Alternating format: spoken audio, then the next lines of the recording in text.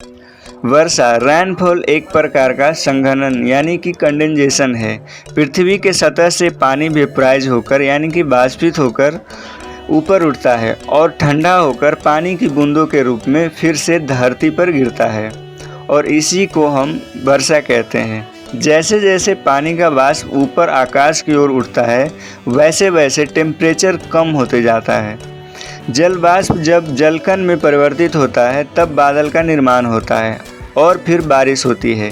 जलकण बनने के बाद भी अगर वायु का टेम्परेचर और भी कम होता है जिससे पानी बर्फ़ में बदल जाता है और फिर बर्फ़ की बारिश होती है। जब वायु और वहाँ के टेम्परेचर 0 डिग्री सेल्सियस या उससे भी कम हो जाता है तब पानी बर्फ़ में परिवर्तित होने लगता है।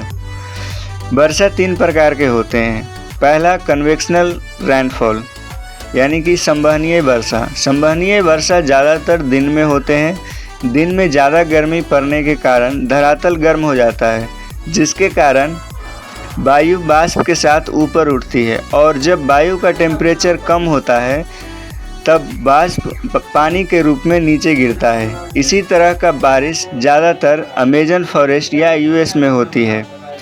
दूसरा है पर्वतकृत वर्षा ऑरोग्राफिकल रेन।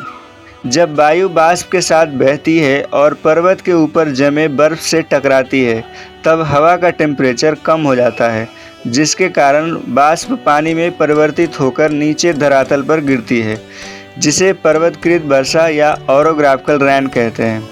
हमारे भारत में ज़्यादातर इसी प्रकार के बारिश होते हैं। हमारा तीसरा वर्षा है चक्रवातीय वर्षा जिसे साइक्लोनिक रेन भी कहते हैं।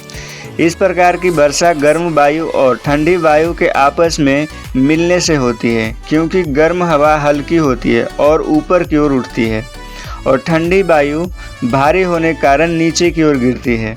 जब दोनों हवा आपस में मिलते हैं तो गर्म हवा भी ठंडी हो जाती है जिसके कारण वर्षा होती है। अब समझते हैं कि बारिश का पानी बूंद के रूप में क्यों गिरता है। यह पृष्ठ तनाव यानी कि सरफेस टेंशन के कारण होता है। पृष्ठ तनाव द्रव का वो विशेष गुण है जो मुक्त पृष्ठ फ्री सरफेस को कोई एक ओर खींचती है ताकि कम से कम क्षेत्रफल को घेर सके।